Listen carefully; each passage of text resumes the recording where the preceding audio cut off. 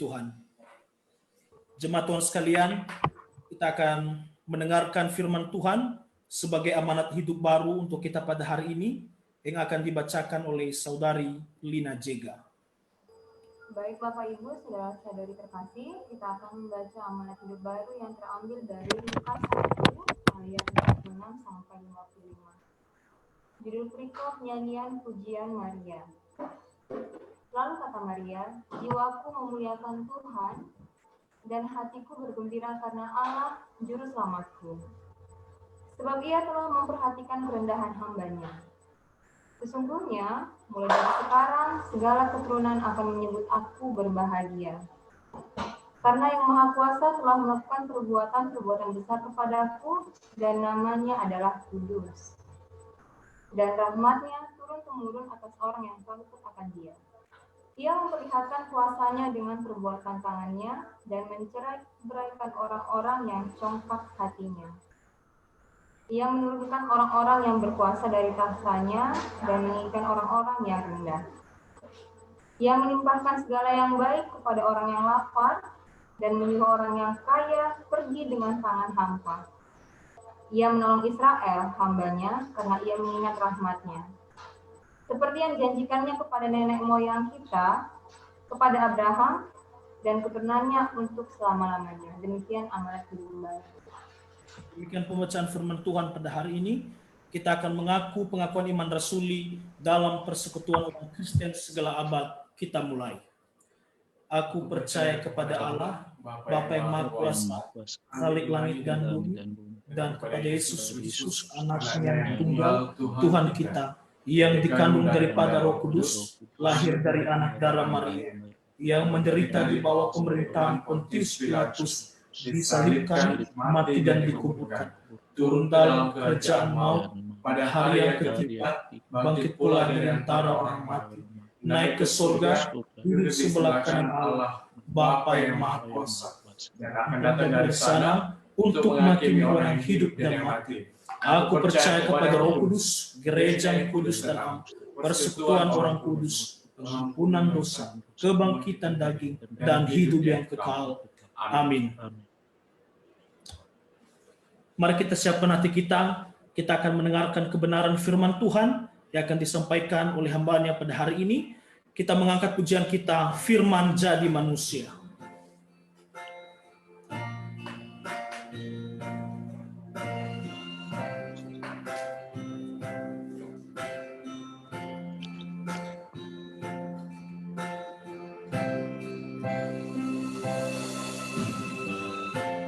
Firman jadi manusia,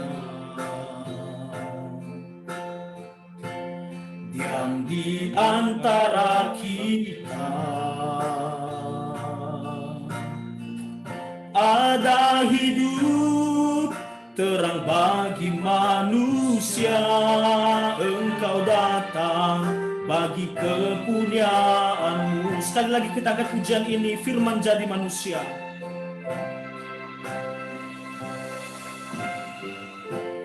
Firman jadi manusia, diam di antara kita.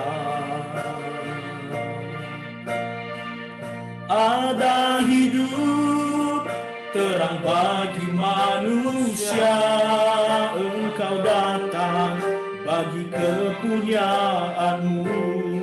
Yesus, Kaulah juru selamatku. Yesus, Kaulah juru selamatku. Ku akui Kau Tuhan bagiku. Kau terang bagi saat gelapku.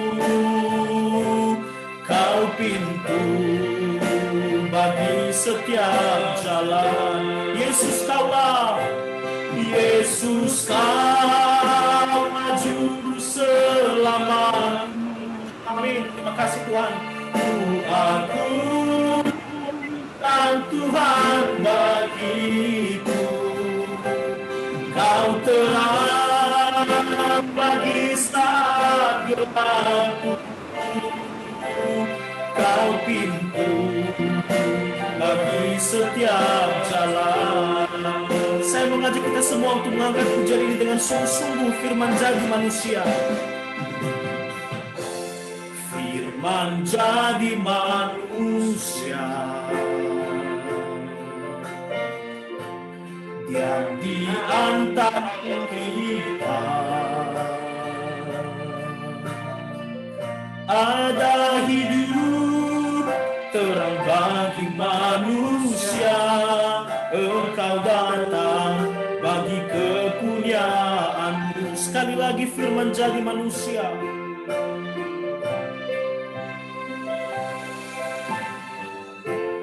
Firman jadi manusia,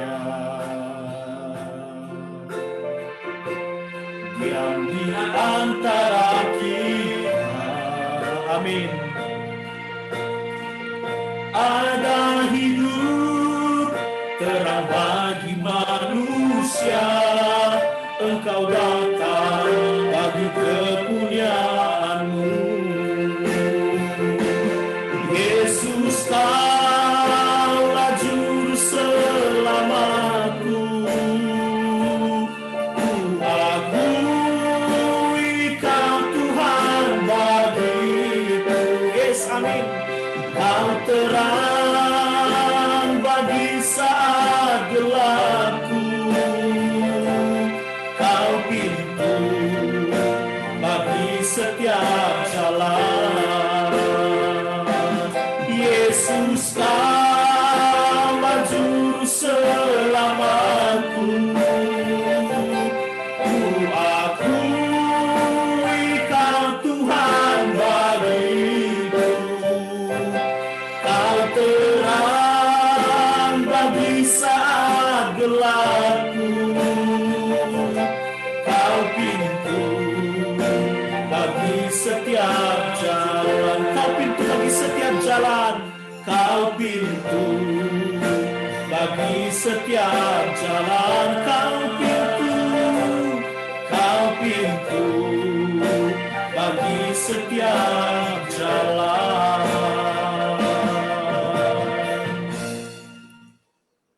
Kepada hambanya, saya persilakan.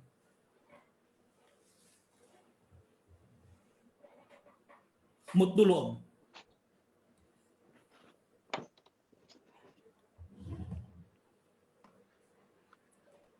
Baik, selamat pagi, salam ya Om Fefu. Ya, Om. Ya, baik, mari kita siapkan hati kita untuk mendengarkan firman Tuhan dan kita berdoa. Tuhan, kami bersyukur karena anugerah-Mu yang besar bagi kami. Engkau menjadikan kami sasaran dari anugerah-Mu yang spesial, yang tak pernah ada duanya, dan yang menentukan hidup kami bahkan masa depan semesta ini.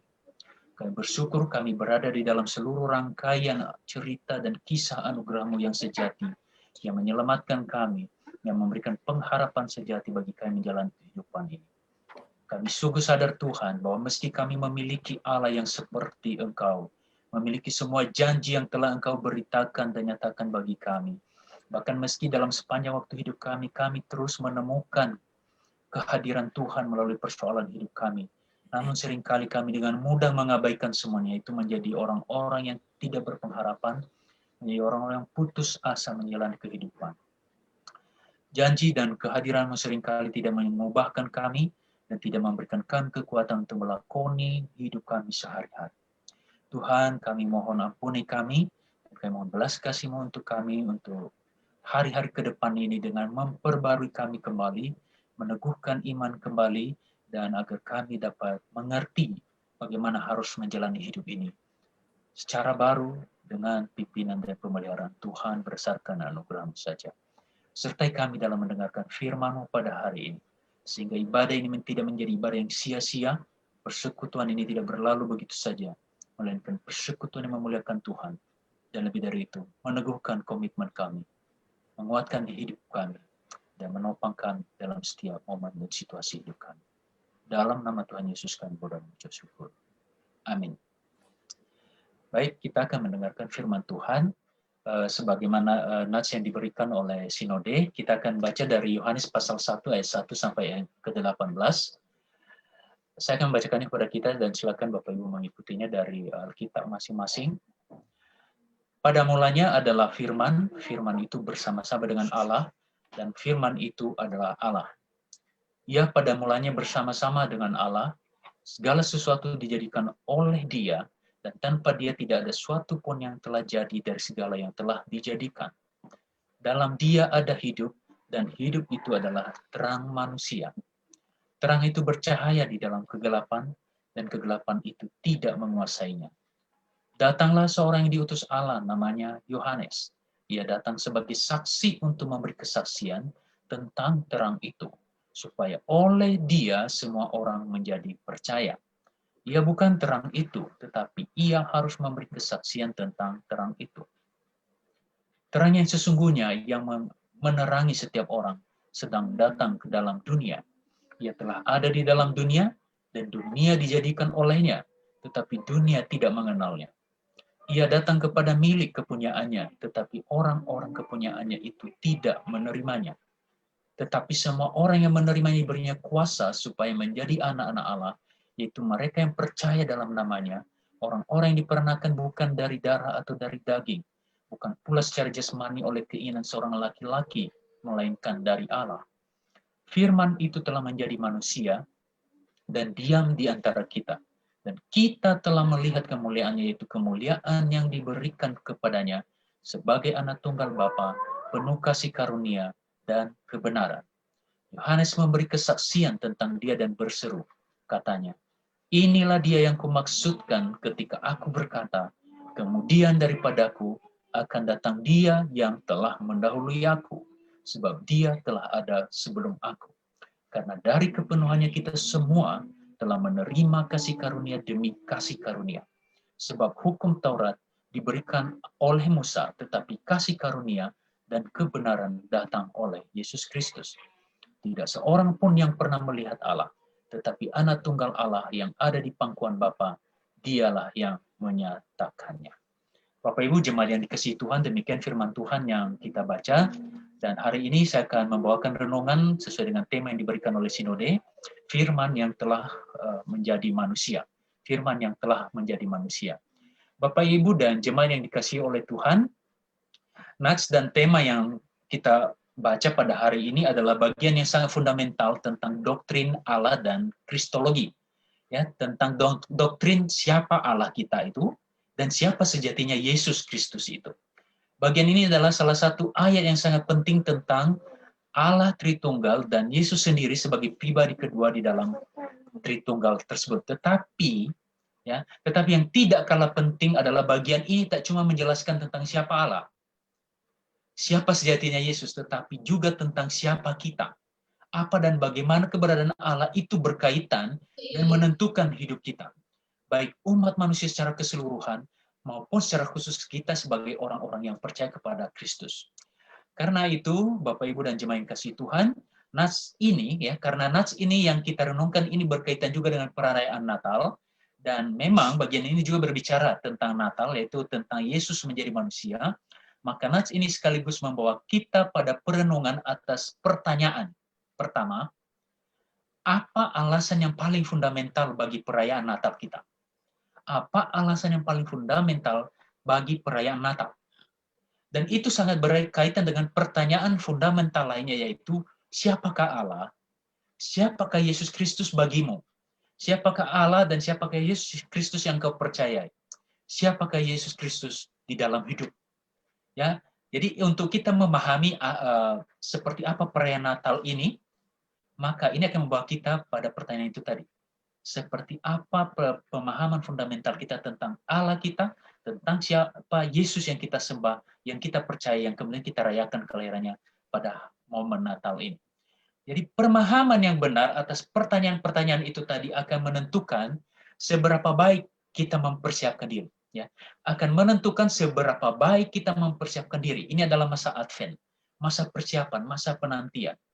Jadi pemahaman kita tentang Allah, pemahaman kita tentang Yesus akan menentukan seberapa baik persiapan kita menunggu kelahirannya atau menunggu kedatangan yang kedua kali.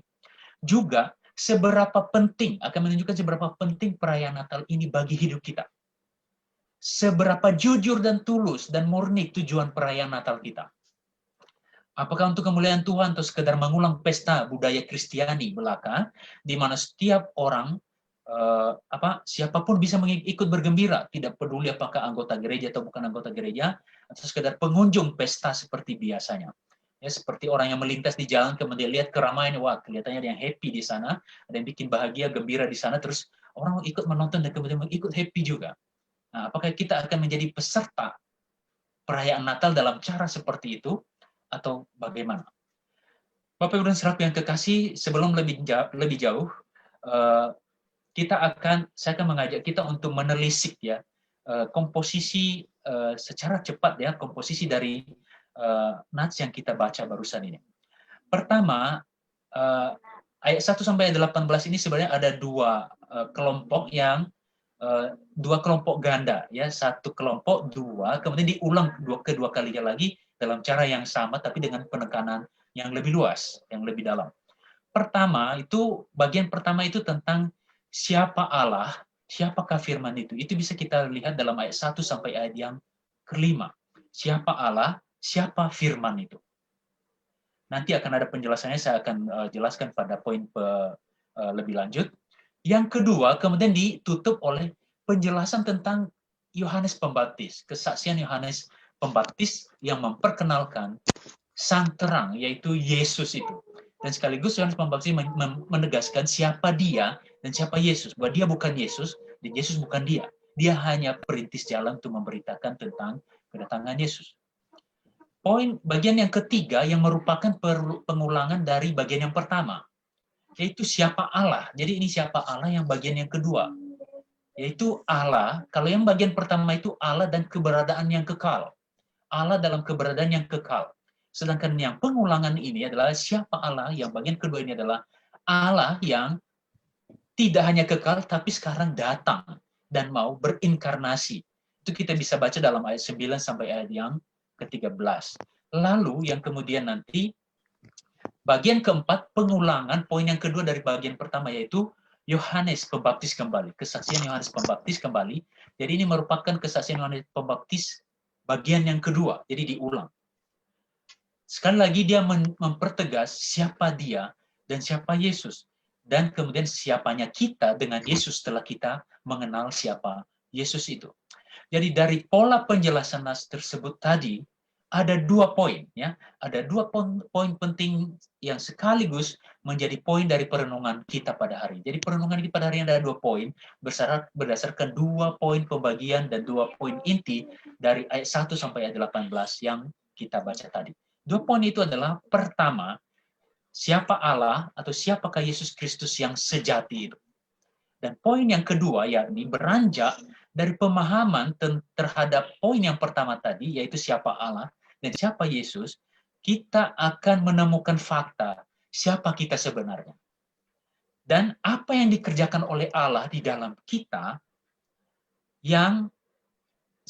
apa yang dikerjakan oleh Allah yang menjadi manusia itu di dalam diri kita dan kemudian di sepanjang kehidupan kita. Jadi dua poin, pertama siapa Allah, dan kemudian apa yang terjadi dengan diri kita dengan kehadiran Allah dalam inkarnasinya yang menjadi manusia itu di dalam diri kita seumur hidup kita. Kita akan masuk pada poin yang pertama. Itu, ingat ya, siapa Allah dan siapa Yesus Kristus yang sejati itu. Di dalam ayat yang kita baca berturutan nanti itu, dia disebut sebagai Allah yang kekal, ya, menjelaskan tentang kekekalan Allah. Yesus disebut sebagai firman. Firman itu adalah Allah, dan dia pada mulanya bersama-sama dengan Allah di mana? Di surga. Kemudian dia disebut Yesus sebagai pencipta. Sebagaimana Allah Tritunggal itu adalah Allah pencipta, dia adalah juga pencipta. Kemudian menjelaskan tentang sifat kekal Yesus. Sebagaimana Allah Tritunggal itu kekal, Yesus juga memiliki kekekalan itu. Di dalam dia ada hidup. Di dalam dia ada terang hidup. Dia bercahaya dalam kegelapan dan tak dapat dikalahkan oleh kegelapan.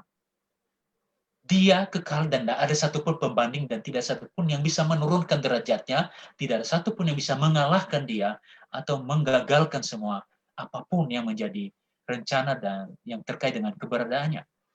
Bagian yang kedua, jadi tadi Allah adalah yang kekal ya, tentang siapa Allah tadi itu pertama, dia adalah Allah yang kekal. Yang kedua, dia adalah Allah yang mau masuk dalam kesementaraan. Ya. Dalam ayat 9 disebut terang sedang datang ke dalam dunia. Walaupun kemudian disebut dalam 10 dunia tidak mengenal dia. Kemudian ayat 14 dikatakan firman telah menjadi manusia. Firman itu diam di antara kita. Ayat 14, kita diizinkan melihat kemuliaannya. Kita diizinkan bertemu langsung dengan Allah. Melihat Allah secara langsung melalui Yesus. Yang berikutnya adalah, dia datang kepada milik kepunyaannya. Walaupun di bagian lain dikatakan, tetapi mereka tidak menerimanya. Ada yang tidak menerima dia, tapi di ayat 12 dikatakan, yang menerima yang percaya kepadanya, diberi kuasa menjadi anak-anak Allah. Poin berikutnya, dari siapa Allah dan siapa Yesus yang sejati tadi, adalah dari kepenuhannya itu kita semua disebut menerima kasih karunia demi kasih karunia. Hidup kita, kelangsungan hidup kita mengalir dari kasih Allah dan yang menopang hidup kita, seumur hidup kita dan selama-lamanya. Dikatakan di ayat 16 dan 17, hukum Taurat diberikan oleh Musa, tapi kasih karunia oleh Yesus Kristus. Dan yang terakhir dari bagian yang pertama tadi, dari poin pertama ini adalah Yesus sebagai penyataan diri Allah. Allah yang kekal, Allah yang mau turun dalam kesementaraan, Allah yang datang kepada milik kepunyaannya, Allah yang oleh kepenuhannya itu kita beroleh jaminan atas hidup kita. Sekarang di bagian akhir di ayat 18 dikatakan, Yesus sebagai penyataan diri Allah. Tidak ada seorang pun yang pernah melihat Allah, kecuali anak tunggalnya yang menyatakannya. Satu-satunya cara untuk melihat Allah, satu-satunya cara untuk bertemu dengan Allah adalah melalui Yesus. Di sini kita belajar hal yang sangat runut sekali tentang apa yang ditulis oleh Yohanes mengenai siapa Allah, bagaimana kita memahaminya, dan bagaimana itu turun kemudian menjadi prinsip-prinsip yang menentukan hidup kita. Apa yang dapat kita aplikasikan dari poin pertama ini? Pertama, kalau kita gagal paham memahami tentang siapa Allah kita, siapa Tuhan kita, siapa Yesus kita, maka kita juga akan gagal merayakan Natal ini. Ya, gagal paham tentang Allah, pasti gagal paham merayakan Natal ini. Itu aplikasi pertama bagi kita. Pengenalan akan Allah menentukan respon kita kepada Allah, termasuk dalam aspek-aspek liturgis dan ibadah perayaan, termasuk saat merayakan Natal seperti ini. Kalau kita mengenal Allah, bahwa Dia adalah Allah, kita tahu bagaimana merespons Dia dengan tepat, termasuk dalam merayakan Natal ini.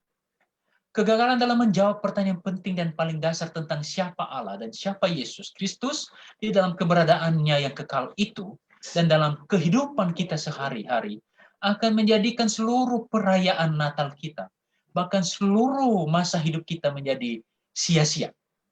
Tidak peduli seberapa megah, tidak peduli seberapa bagus persiapan perayaan Natal kita lakukan. Tidak peduli seberapa lama kita menjadi Kristen. Tidak peduli seberapa rajin dan tekun kita melibatkan diri dalam pelayanan. Kalau kita gagal mengerti siapa Allah, siapa Yesus yang mau turun menjadi manusia, kita akan gagal dalam perayaan Natal itu. Kita akan gagal menjalani hidup kita. Itu aplikasi pertama. Gagal paham tentang Allah, pasti gagal perayaannya. Ingat baik-baik. Yang kedua, perayaan Natal adalah sukacita sekaligus kegentaran. Jadi, Natal itu sebuah sukacita sekaligus sebuah kegentaran. Bapak Ibu dan Saudara yang kekasih, kenapa ini poin penting? Karena selama ini kita suka mengasosiasikan Natal itu hanya happy-happy. Hanya kebahagiaan dan sukacita. Karena kita lupa sisi yang lain, yaitu bahwa Allah kita itu ada Allah yang suci, Allah yang kudus, Allah yang maha mulia, Allah yang kekal, yang tidak mengkompromikan sedikit pun kemuliaannya. Karena itu dalam perayaan pun, kita harus sadar bahwa kita mungkin bisa dihukum Tuhan. Seperti terjadi di dalam beberapa kejadian di dalam Perjanjian Lama, ketika orang Israel beribadah, justru ibadah mereka menjadi ibadah yang mencemari nama Tuhan, dan kemudian Tuhan menghukum mereka. Kenapa? Mereka hanya tahu ibadah ini sukacita, tapi lupa aspek untuk menjaga kehormatan Tuhan dalam ibadah mereka. Karena itu Natal, sebuah sukacita sekaligus momen yang penuh kegentaran di hadapan Tuhan. Karena itu kita harus mewaspadai dorongan-dorongan yang sering muncul di dalam budaya kita, dalam kemanusiaan kita, untuk menghumanisasi Yesus sangat berlebihan. Ya, humanis Yesus secara berlebihan. Kita hanya menekankan sisi Yesus yang menjadi manusia dan lupa sisi Dia sebagai Allah yang harus kita jaga kemuliaan dan kita harus hormati. Perayaan Natal cenderung menjadi momen humanisasi Yesus secara berlebihan, memperlakukan Dia benar-benar sebagai manusia saja. Kita lupa bahwa Dia adalah Allah. Sesuatu yang paling sering kita sadari dan abaikan secara sengaja atau tidak pedulikan dalam perayaan-perayaan ibadah kita, tidak hanya di ibadah Natal. Karena tidak mengenal Allah yang benar. Kita tidak mengenal Allah dengan benar. Banyak orang Kristen gagal merayakan Natal. Sebab bagi mereka Natal itu sekedar keramaian pada bulan Desember, keramaian sekali setahun, happy-happy sekali setahun, atau masa sibuk melebihi dari 11 bulan yang lain dalam sepanjang tahun. Sibuk merayakan Natal sebagai kegiatan dan perayaan, tetapi tidak menikmati dan merayakan Natal itu, dan perayaan Natal itu tidak mengubah hidup mereka. Ya, banyak orang yang sibuk menanti Natal, banyak orang sibuk terlibat dalam persiapan Natal, tapi Natal itu tidak mengubah hidup mereka. Mereka sendiri tidak menikmati perayaan Natal itu. Dan lebih buruk dari itu, kegagalan itu terjadi di sepanjang atau di sebagian besar kehidupan mereka, meski mereka terus merasa baik-baik saja sebagai orang Kristen. Karena apa tadi? Poin yang tadi itu, gagal paham tentang Allah, dan itu kemudian menyebabkan kegagalan di sepanjang aspek hidup yang lain. Bapak Ibu dan Saudaraku yang kekasih, merayakan Natal. Saya pernah singgung ini pada ibadah Natal kita yang lalu-lalu. Bapak Ibu, Anda tidak perlu jadi orang Kristen untuk merayakan Natal sekarang ini. Ya, Bapak Ibu tinggal datang di mall, dengar lagu Natal berganti-gantian, terus kemudian tinggal berdoa di tengah-tengah area mall itu, dan Anda mungkin merasa akan tetap jadi orang Kristen di sana. Enggak. Ya, Anda tidak perlu datang ke gereja kalau cuma sekedar seperti itu, kalau sekedar perayaan. Ya, jadi kalau sekedar merayakan Natal seperti biasanya, sekedar sebuah acara dan pesta, Anda tidak perlu jadi orang Kristen. Ya, ada banyak mall yang sekarang ini jauh lebih gerejawi dibanding gereja-gereja orang Kristen. Mumpung gereja lagi juga memang lagi sepi ya. Dan banyak orang Kristen yang banyak orang non-Kristen yang kelihatan lebih Kristiani pada bulan Desember. Karena mereka memakai semua aksesoris Natal. Tidak peduli sama agamanya apa. Jadi kalau sekedar merayakan Natal itu sebagai acara, kita fail total, kita gagal total. Gagal merayakan Natal. Dan kegagalan ini bermula dari kegagalan kita, ketidakkompletan atau ketidakpahaman kita tentang siapa Allah kita dan siapa Yesus yang merupakan penjelmaannya sebagai wujud manusia kepada kita. Bapak, Ibu, dan Saudaraku yang kekasih. Nats dan tema yang kita baca tadi mengatakan dia adalah firman yang telah menjadi manusia. Dia adalah Allah, dia adalah manusia. Bila kita memahami poin ini, kita akan langsung paham apa yang membedakan konsep Allah di dalam iman Kristiani dengan konsep Allah dalam kepercayaan apapun. Allah orang Kristen itu adalah Allah yang menjadi manusia. Dia adalah Allah sekaligus juga manusia. Dia adalah manusia yang tidak boleh kita lupakan bahwa dia ternyata juga adalah Allah. Allah orang Kristen itu adalah Allah yang menjadi manusia. Dan sebaliknya, kita tidak boleh melupakan itu secara seimbang. Dan dengan dasar itu kita memiliki landasan yang kokoh untuk berharap dan melakukan perayaan kita. Karena dia telah menjadi manusia, itu sebabnya kita memiliki alasan dan konteks untuk merayakan kelahirannya sebagai manusia. Pada saat yang sama, ketika kita merayakan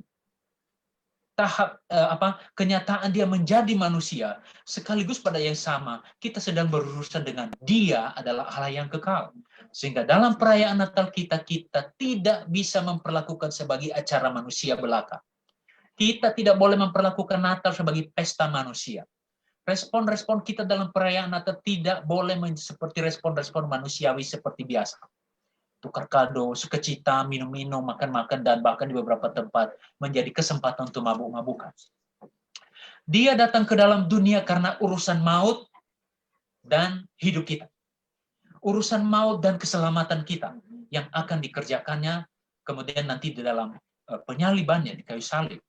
Natal dan sebagaimana sejatinya iman Kristen dipahami sepanjang waktu adalah paket antara murka Allah kepada kita setelah kejatuhan dan anugerah Allah. Memisahkan keduanya, maka Anda akan menjadi orang Kristen yang salah arah dalam menjalani hidup. Itu sebabnya perayaan Natal semestinya. Nah ini, perayaan Natal semestinya adalah kombinasi antara perayaan sukacita pada satu sisi, sekaligus tanda kegentaran kita. Karena kehadirannya di dunia ini dengan mengambil wujud sebagai manusia, bukanlah untuk tujuan kita bisa berpesta, untuk alasan kita berpesta, atau agar kita memiliki alasan untuk memiliki perayaan dalam sejarah, dalam liturgi gereja kita. Tidak. Tujuan utamanya adalah keselamatan kita, penebusan kita dari hukuman dosa. Bapak, Ibu, dan saudaraku yang kekasih, seorang hamba Tuhan, seorang penulis Kristen bernama Dan Ortland itu menulis kalimat singkat seperti ini. Baru saya baca 2 hari yang lalu tulisan ini.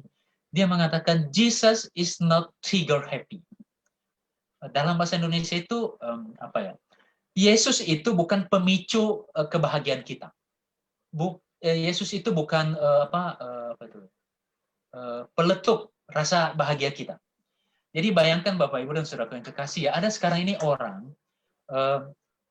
ada orang kalau merasa happy, bahagia, itu bisa minum obat aja, ya, atau minum tua, ya, badu duo kan. Kalau enggak minum obat tertentu atau pakai narkoba. Ya, banyak orang pakai narkoba itu kemudian merasa fly, merasa happy, dan merasa lupa beban hidupnya. Banyak orang Kristen yang memperlakukan Yesus dalam cara seperti ini, termasuk dalam merayakan Natal. Saya merayakan Natal dengan alasan ada Yesus yang lahir pada Natal itu. Kemudian, sukacita, kebahagiaan dalam sepanjang Natal itu sebenarnya untuk apa? Pemenuhan kebutuhan happy-happy. Dan Ortland mengingatkan kita, jangan salah dan jangan sesat dalam cara kita mengaplikasi keyakinan kita kepada Tuhan dan dalam merayakan Natal. Yesus bukan sumber atau pelecut pemicu bahagia kita. Dia adalah bahagia kita yang sejati. Dan kita tahu dia adalah Allah sumber bahagia kita. Karena itu ketika kita berbahagia di masa perayaannya, maka ingat, dia adalah Allah. Sehingga kita tidak boleh mencemari kemuliaannya di dalam perayaan Natal kita. Ya, Bapak, Ibu, dan saudaraku yang kekasih, ini menolong dan mengingatkan kita supaya agar Natal kita ini menjadi tidak sia-sia. Agar perayaan Natal kita dalam sebulan inilah, anggaplah sebulan inilah Desember saja ya, karena memang ada yang sampai Januari, bahkan ada sampai Februari baru rayakan Natal ya.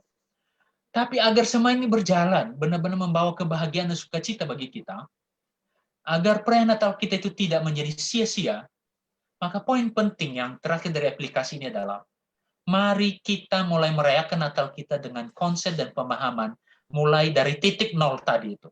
Titik nolnya apa? Ingat dan pahami kembali, teguhkan kembali dalam hatimu, dalam batinmu masing-masing. Siapa Allah? Dan siapa kemudian Yesus yang Anda percaya dan rayakan kelahirannya saat ini? Apa hubungannya dengan Anda sehingga Anda harus merayakan kelahirannya?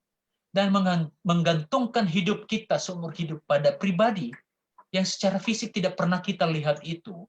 Dan hanya dengar tentang dia dari Alkitab dan dari tuturan sejarah iman kita turun-temurun selama berabad-abad.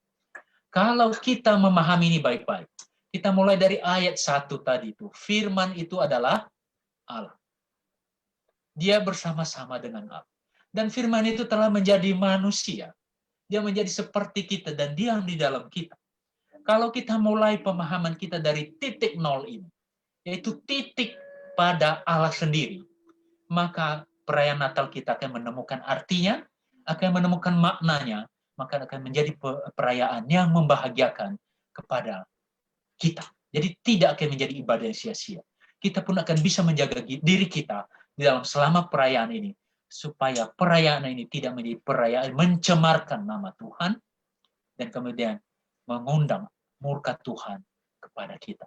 Itu poin yang pertama, yaitu siapa Allah, siapa Yesus Kristus, dan bagaimana itu menentukan, mempengaruhi cara kita berespon terhadap Tuhan dalam seluruh rangkaian hidup kita, dalam seluruh rangkaian perayaan kita, termasuk dalam perayaan Natal yang sedang kita jalani. Itu poin yang pertama. Sekarang kita masuk pada poin yang kedua. Kalau kita sudah memahami poin yang pertama, siapa Allah, maka sekarang mari kita belajar tentang apa yang dinyatakan oleh Tuhan kepada kita. Setelah kita mempercayai Dia, terus kita ini siapa kemudian? Kita tetap manusia. Tapi firman Tuhan mengatakan kita adalah manusia baru.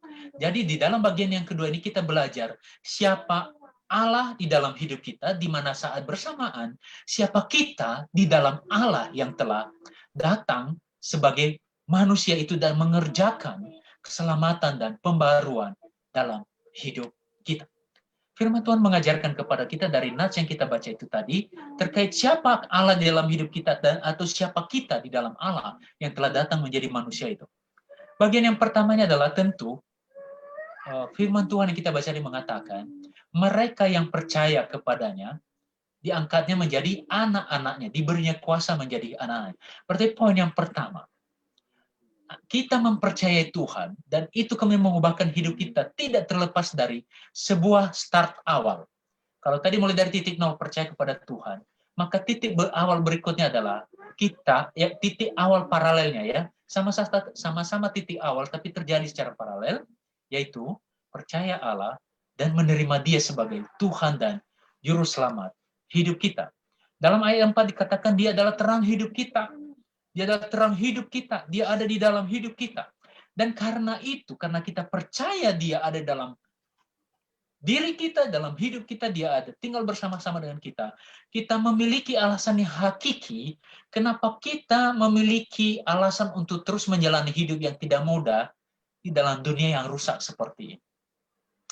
Bapak Ibu dan Saudaraku yang kekasih, kalau kita percaya Tuhan, kemudian kita punya alasan. Kalau kita percaya Tuhan dan percaya kepada Tuhan, kita punya alasan untuk bertahan menjalani hidup yang di dunia yang sebegitu rusaknya ini. Itu juga berbicara tentang momen hubungan pribadi kita dengan Tuhan. Apakah benar-benar Dia menjadi Allah kita? Bukan cuma Allah di dalam pengertian dan pemahaman kita, tetapi Dia menjadi Allah di dalam seluruh keberadaan kita, di dalam jiwa kita yang paling dalam. Apakah Dia Tuhan dan Juru Selamat pribadi kita? Banyak orang Kristen tidak percaya Yesus sebagai Tuhan dan Juru Selamat. Ya, saya sebut seperti ini, banyak orang jadi orang Kristen, tapi bukan orang percaya kepada Kristus ya. Saya pernah singgung beberapa penulis orang Kristen mengatakan kekristenan tanpa Kristus, ya, kekristenan tanpa Kristus, Christless Christian, ya. Enggak ada, ya namanya Kristen tapi nggak ada Kristus di dalam. Itu sekedar label nama. Orang lebih senang menjadi orang Kristen daripada hidup menjadi seperti pengikut Kristus yang sejati. Jadi siapa kita dan kemudian apa yang ada dalam diri kita, ini ditentukan oleh kita mempercayai Yesus sebagai Tuhan dan Juru Selamat pribadi kita. Yang poin kedua adalah Dia diam di dalam kita. Kehadirannya di dalam hidup kita tidak menjadikan kita menjadi orang Kristen, tetapi membuat hidup kita benar-benar baru. Dia menjadikan hidup kita baru. Dia diam di dalam hidup kita. Kediamannya, tinggalnya Dia di dalam hidup kita. Kalau Allah yang tinggal dalam hidup kita, apakah ada kekuatan yang lebih besar dari itu menjadi alasan bagi kita untuk alasan menjalani hidup? Kalau kita meyakini Dia tinggal di dalam kita, maka kita punya kekuatan yang melebihi apapun untuk percaya dan untuk semangat dan kuat menjalani hidup kita. Karena Dia bersama kita menjalani kehidupan sehari-hari ini. Dialah alasan kita untuk bertahan dalam kesulitan hidup.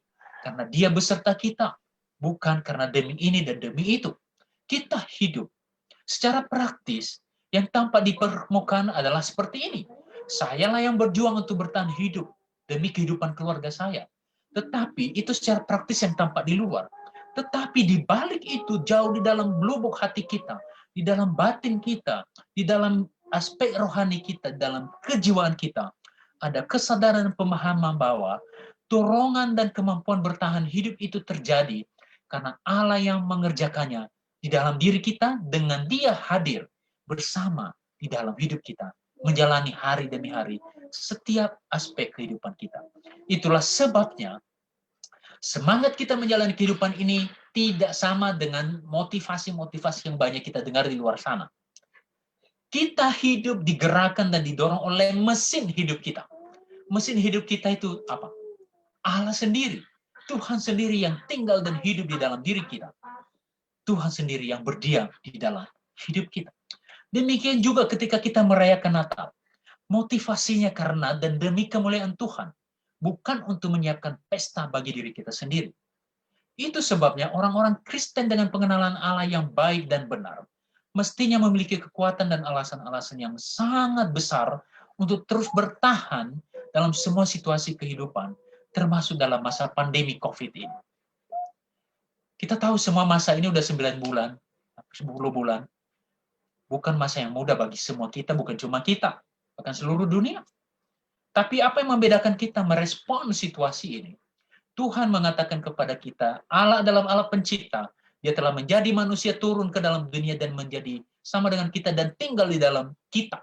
Bukan cuma bersama kita, dia tinggal di dalam hidup kita. Karena itulah kita menghadapi pandemi ini. Dengan segala suka dukanya, kita tahu dia bersama dengan kita. Dan mestinya cara kita menghadapinya akan membuat hidup kita berbeda. Jadi, harusnya orang-orang Kristen menjadi orang-orang paling produktif dalam perjalanan hidup mereka, dalam pekerjaan mereka, dan dalam segala perbuatan baik untuk membangun kehidupan bersama. Tidak ada kehidupannya sendiri. Bapak, Ibu, dan saudaraku yang kekasih. Poin yang terakhir yang ingin saya bagikan kepada kita. Hidup oleh kasih karunia demi kasih karunia. Di dalam ayat yang kita baca di ayat di bagian terakhir tadi, disebut di sana kalimat yang sangat spesifik sekali. Hidup oleh kasih karunia demi kasih karunia. Salah satu istilah yang sangat agung dan terpenting di dalam sejarah iman Kristen adalah kata anugerah, kata kasih karunia. Dalam bahasa Inggris, grace, dari bahasa Latin, gratia. Saya ingat ya lagu sekarang ini, Arman dan beberapa jemaat yang lain sudah mempersiapkan lagu dalam bahasa Nias terjemahan dari lagu Amazing Grace. Ini Amazing Grace, anugerah yang menakjubkan, anugerah yang mencengangkan. Amazing Grace. Saya belum baca semua terjemahan lagu ini dalam bahasa Nias, tapi apapun lagu ini sangat dalam sekali. Istilah kasih karunia pertama sekali berkaitan dengan pemberian kekal dari Allah, yaitu anugerahnya kepada kita. Yaitu Yesus yang diutusnya menjadi manusia untuk keselamatan kita. Jadi anugerah Allah, kasih karunia Allah itu pertama sekali berkaitan dengan Yesus dan keselamatan kita. Allah memberikan anugerah kepada kita. Allah berkasih karunia kepada kita dan menyelamatkan kita. Dalam Efesus pasal 2 ayat 5 dan 8, oleh kasih karunia engkau diselamatkan, bukan oleh usahamu, bukan oleh jerih payahmu, engkau diselamatkan. Pengertian kita tentang Allah tadi menolong untuk kita untuk memahami siapa kita, bahwa kita selamat karena Tuhan. Karena Tuhan kita selamat. Istilah kasih karunia itu juga berkaitan dengan topangan Allah bagi kehidupan kita hari demi hari. Setiap saat hidup kita adalah momen kasih karunia, momen pemeliharaan, momen kehadiran Allah, momen kebergantungan mutlak kepada Allah, momen pemasrahan diri, dan momen penghormatan dan pemuliaan Allah sendiri. Kembali lagi pada awal renungan ini. Bila kita gagal memahami poin ini, itu gagal memahami poin siapa Allah dan kemudian siapa kita, maka setiap baris dari lagu yang sekarang sedang dilatih itu, setiap baris dari lagu Amazing Grace itu tidak akan berarti apa-apa bagi kita. Tidak akan berarti apa-apa bagi kita. Tapi kalau kita memahami siapa Allah tadi itu dan kemudian siapa kita setelah itu, maka setiap lagu dalam Amazing Grace, setiap kata-kata dalam lagu Amazing Grace itu akan benar-benar amazing. Ya. Kata para pelawak itu amazing. Ya. Jadi Bapak Ibu dan Saudara yang kekasih, kalau mau perayaan Natal kita, kalau mau penghayatan kita dalam perayaan itu menjadi sesuatu yang benar-benar amazing, sesuatu yang menakjubkan, sesuatu yang menancap dalam di dalam batin kita, yang menyegarkan jiwa kita. Ingat tuh baik-baik siapa Allah dan siapa kita. Dan kemudian pahami sepanjang rentetan itu. Dan barulah semua perayaan kita ini nanti akan menjadi amazing celebration, menjadi perayaan yang menakjubkan. Bukan hanya memuliakan Tuhan, tapi juga menyukakan hati kita, menjadi sumber sukacita yang sejati bagi kita.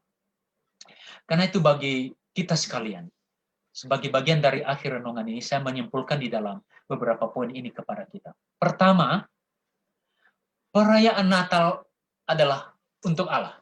Jadi pertama, perayaan Natal untuk Allah, bukan untuk kita.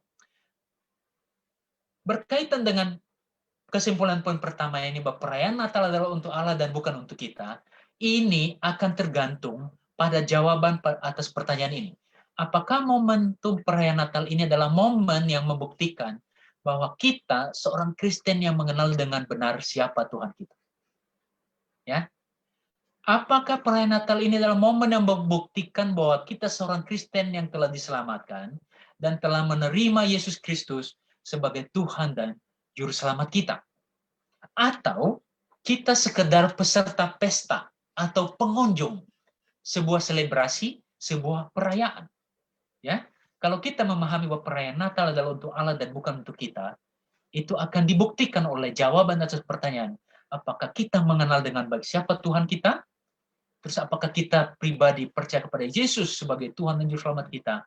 Atau kebalikan totalnya, kita sebenarnya cuma penggembira di gereja, sebagai orang Kristen dan bukan pengikut Kristus yang sejati, atau sekedar pengunjung keramaian di pinggir jalan. Itu poin yang pertama. Perayaan Natal adalah untuk Allah, bukan untuk kita. Yang kedua, Natal harusnya menguatkan cinta kita kepada Tuhan. Bila Anda seorang yang telah beroleh keselamatan karena percaya kepada Kristus sebagai Tuhan dan Juru Selamat, maka mestinya momen Natal ini juga menjadi momen menguatkan cinta kita kepada Allah, memuliakan Dia melalui perayaan Natal, dan di sepanjang momentum perayaan Natal ini, kita menjaga diri kita dengan sangat serius agar perayaan Natal kita, sikap hidup kita, puji-pujian kita berikan, sikap kita dalam ibadah kita sungguh-sungguh menghormati Dia. Sungguh-sungguh menghormati Dia. Jadi yang kedua, Natal menguatkan cinta kita kepada Tuhan. Yang ketiga, Natal meneguhkan pengharapan kita. Kenapa? Allah yang kekal datang menjadi manusia dan tinggal di dalam kita. Dan kita bersama dengan Dia. Karena itu perayaan Natal mestinya merupakan momentum yang sangat penting untuk mengingatkan kita bahwa kita memiliki pengharapan menjalani hidup ini dengan segala macam dinamika kesulitannya. Kita memiliki kekuatan dan alasan untuk menjalani hidup ini dengan gigih, kreatif, berguna, tekun, dan tentu saja memuliakan Tuhan. Yang ketiga, yaitu Natal meneguhkan pengharapan kita. Di tengah-tengah pandemi yang kita tidak tahu ujungnya sampai kapan ini. Kalau engkau kehilangan pengharapan, mungkin engkau tidak punya Yesus. Tapi kalau melalui perenungan ini, melalui momen Natal yang mengingatkan bahwa engkau memiliki Allah, engkau memiliki Yesus yang telah tinggal di dalam dirimu, maka engkau memiliki pengharapan untuk terus maju, kuat, menjalani hidup ini. Yang keempat, Natal harus memperbarui hidup kita. Natal harus memperbarui hidup kita. Kalau kita hanya sibuk dan terkuras habis energinya pada persiapan dan seluruh rangkaian acara selama perayaan Natal ini, tapi tidak mengubah sedikit pun pemahaman kita tentang Tuhan, tidak mengubah sedikit pun kesadaran kita akan diri kita, tidak mengubah sedikit pun cara kita berelasi dengan orang, maka kita gagal merayakan Natal. Ya, kalau Natal tidak membawa perubahan dalam hidupmu, dalam cara pikirmu, dalam etos kerjamu, kau gagal. Karena Allah tidak ada di sana dan sebenarnya tidak mengubahkan apapun. Yang kelima, Natal harus menguatkan kita menjalani kehidupan yang tidak mudah ini. Karena meskipun kita akan berhadapan dengan kesulitan hidup hari demi hari, tetapi kita tahu siapa yang menggerakkan, siapa yang menjadi mesin hidup kita. Yesus yang diam di dalam diri kita. Dan bersama dengan kita menjalani hidup ini. Dia, Allah yang kekal itu, bersama dengan kita menjalani hidup ini. Kalau perayaan Natal tidak membuat kita lebih semangat, lebih bergairah, dan lebih berpengharapan, lebih kuat, dan tidak lebih tahan banting. Kalau kita tidak menjadi lebih tahan banting menjalani hidup ini, kita gagal memahami dan merayakan Natal. Bapak, Ibu, dan saudaraku yang kekasih, Mari kita jangan menyanyiakan momen Natal ini. Kali ini. Natal akan terus terjadi, dan Natal udah banyak sekali terjadi sebelumnya. Mari kita membuatnya Natal kali ini dan Natal-Natal berikutnya menjadi Natal yang berbeda. Yaitu perayaan Natal adalah untuk Allah, bukan untuk kita. Natal menguatkan cinta kita kepada Tuhan. Natal meneguhkan pengharapan kita kepada Tuhan. Natal memperbarui hidup kita. Natal menguatkan kita menjalani kehidupan yang tidak mudah di tengah-tengah dunia yang sekarang sedang sulit ini. Natal adalah pengharapan. Karena Allah sendiri yang datang ke dalam dunia. Natal adalah kekuatan. Karena Dia Allah yang kekal itu, yang maha kuat itu, sekarang tinggal di dalam kita. Karena itu kita punya semua sumber daya, kita semua punya alasan, kita punya segala hal yang kita butuhkan untuk kuat menjalani hidup kita. Kiranya Tuhan menolong kita, dan kiranya juga kita dengan hati yang terbuka menyiapkan diri kita untuk tidak menyanyiakan perayaan Natal kali ini. Dan itu akan menolong kita untuk merayakan Natal berikutnya nanti dan berikutnya dengan cara yang benar dan tepat memuliakan Tuhan. Mari kita berdoa. Tuhan, kami sungguh sadar bahwa seringkali kami salah kaprah dan seringkali bahkan secara sadar menyalahgunakan perayaan Natal ini untuk memuaskan diri kami, menciptakan pesta untuk memuaskan diri kami. Ampuni kami Tuhan. Jikalau itu terjadi karena ketidakpahaman kami, ampuni kami dan tolong perbarui pemahaman kami. Jikalau itu karena kesadaran dan kesengajaan kami, ampuni kami Tuhan, kami berdosa di hadapan. Dan perbarui hidup kami, berikan kami iman untuk dengan baik merespon Tuhan, dengan tepat merespon Tuhan. Tolong kami Tuhan, ingatkan kami selalu agar perayaan Natal kali ini menjadi perayaan Natal yang berbeda dari tahun-tahun sebelumnya, mengubahkan hidup kami dan memuliakan Tuhan. Terpuji nama Tuhan, dalam nama Tuhan Yesus. Natal yang menjadikan Natal kami berarti karena kehadirannya dalam hidup kami, dalam dunia kami yang berdosa. Kami mengucap syukur atasnya dan berdoa atas namanya. Amin. Nama Fonondongoli. Noma Fonondongoli,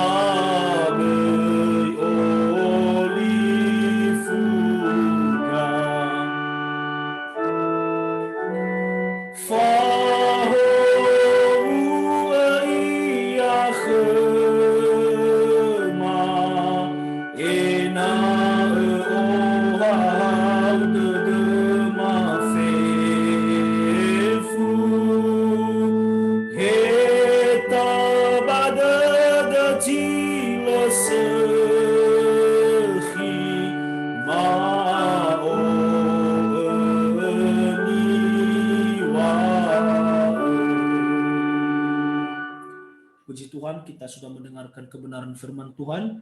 Terima kasih kepada hambanya yang sudah menyampaikan firman Tuhan pada hari ini. Tuhan Yesus memberkati hambanya dalam pelayanan, dalam setiap tugas-tugas yang dikerjakan hambanya. Firman Tuhan juga mengingatkan kita bahwa pengharapan di Natal ini, kiranya kita terus berharap kepada Tuhan, karena kehadirannya memberikan pengharapan yang sejati dalam kehidupan kita. Jemaat Tuhan yang terkasih, kita akan mengumpulkan persembahan kita. Uang persembahan dapat dikumpulkan di rumah masing-masing dan dapat diberi apabila ibadah kembali normal atau ditransfer ke rekening gereja. Sebelum kita mengumpulkan persembahan kita, mari kita bersatu di dalam doa. Terima kasih Tuhan Yesus yang baik, kami bersyukur atas firman-Mu yang boleh kami dengarkan pada hari ini Tuhan. Meneguhkan hati kami, meneguhkan iman kami, bahwa Engkau datang menjadi manusia, diam di antara kami, dan kami punya pengharapan karena keberadaan Kristus dalam kehidupan kami. Pada hari ini Tuhan, kami juga akan mengumpulkan persembahan kami berikan dengan penuh ucapan syukur, kiranya menjadi kemuliaan bagi nama Tuhan Yesus Kristus. Terima kasih Tuhan, dalam nama Tuhan Yesus Kristus kami berdoa dan mengucap syukur, haleluya, amin. Kita mengangkat pujian kita, kami bawa korban pujian.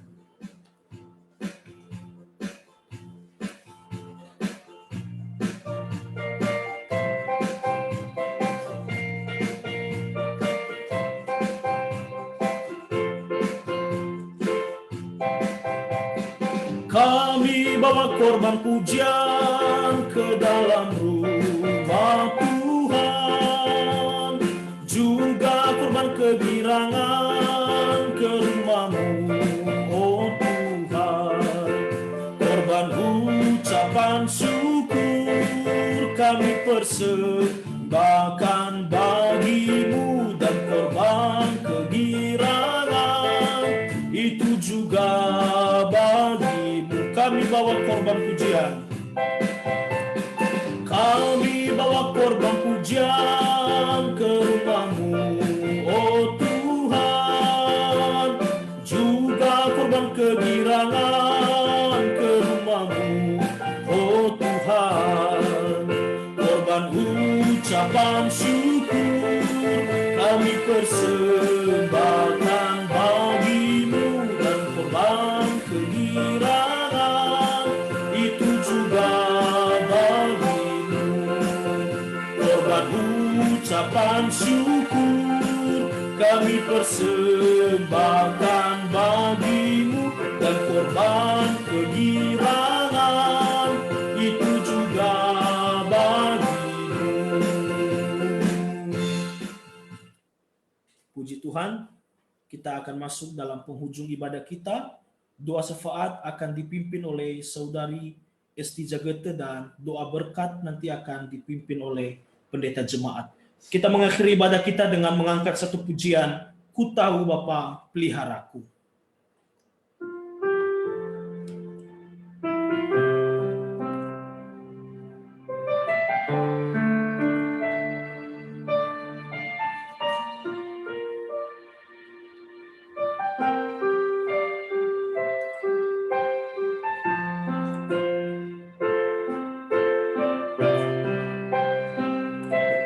Ku tahu Bapa peliharaku, Dia baik, Dia baik, ku yakin Dia selalu sertaku. Dia baik bagiku, ku tahu Bapa peliharaku. Ku tahu Bapa peliharaku, Dia baik, ku yakin Dia selalu sertaku. Dia baik bagiku lewat badai cobaan, lewat badai cobaan, semuanya mendatangkan kebaikan. Ku tahu Bapa peliharaku, Dia baik bagiku lewat badai cobaan, lewat badai cobaan, semuanya mendatangkan kebaikan. Ku tahu Bapa peliharaku, Dia baik bagiku.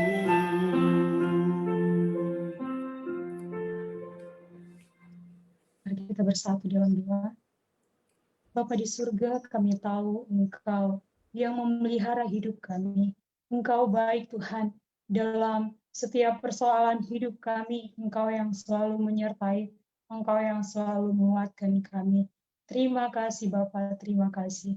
Kami bersyukur Tuhan, pada pagi hingga siang ini Bapa, kami boleh berkumpul, boleh beribadah di hadapan-Mu Tuhan. Kami bersyukur buat firman-Mu yang kembali menguatkan kami, yang kembali memberikan pengharapan bagi kami, menguatkan iman kami di dalam Engkau. Terima kasih Bapa di surga. Saat ini kami berdoa Tuhan untuk hamba-Mu, Hilda, yang melakukan perjalanan ke Nias. Biarlah Tuhan Engkau yang menyertainya di sepanjang keberadaannya di Nias. Engkau berikan kesehatan dan kekuatan.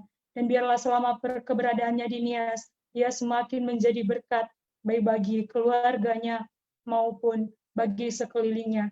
Biarlah Tuhan Yesus selalu melayani Engkau Tuhan, memberitakan kebenaran firman-Mu Tuhan. Dan Engkau berkati juga keluarganya, Engkau berikan kesehatan, dan Engkau satukan mereka di dalam Engkau Tuhan. Berikan mereka hati yang semakin mengenal Engkau, yang semakin mencintai Engkau Tuhan.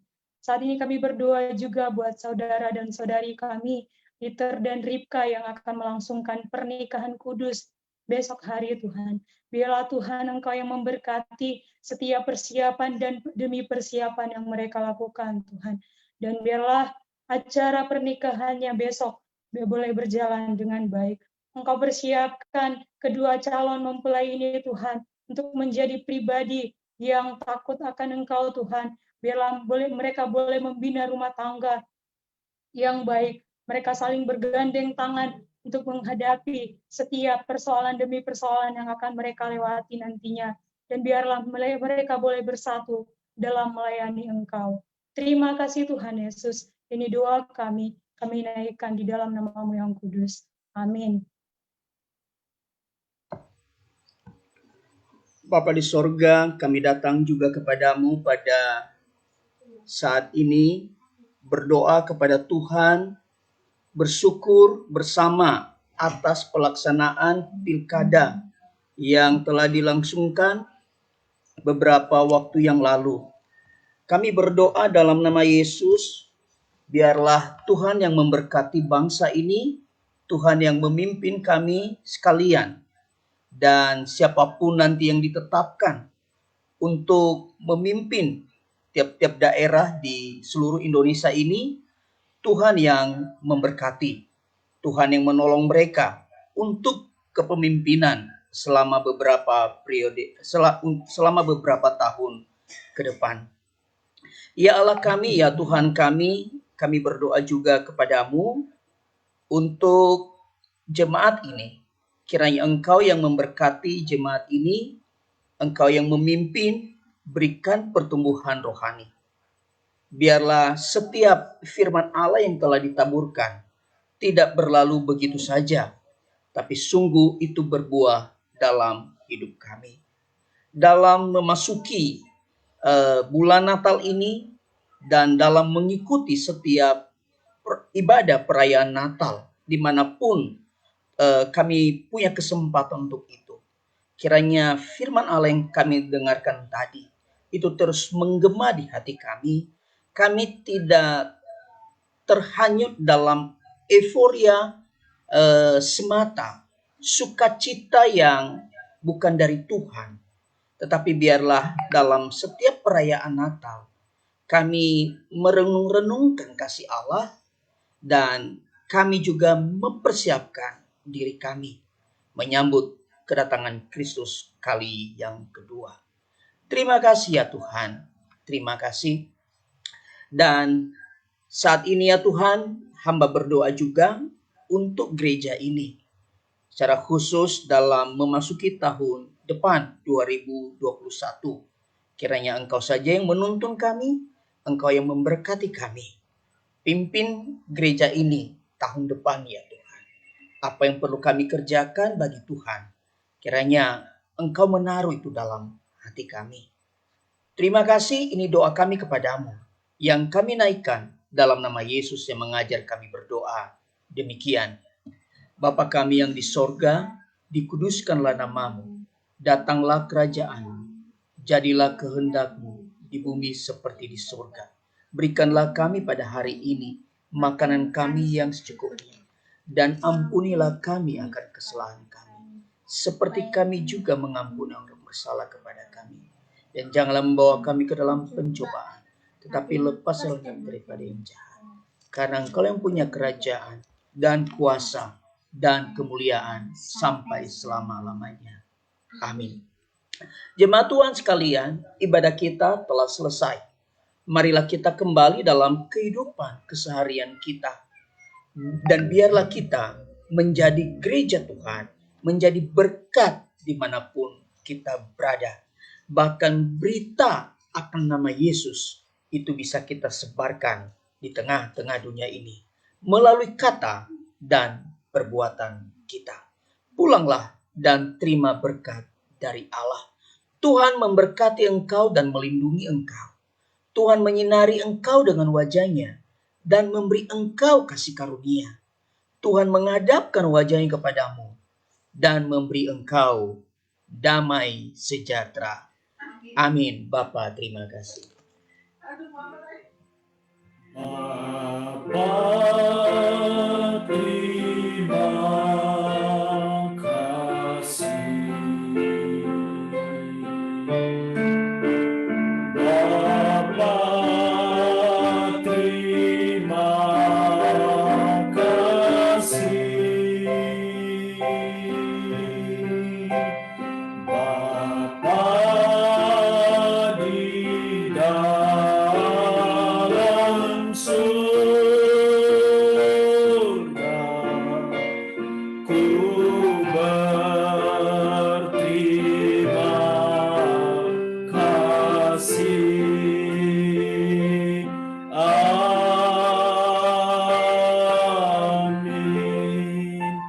Yahobu, selamat Advent 3, Tuhan Yesus memberkati.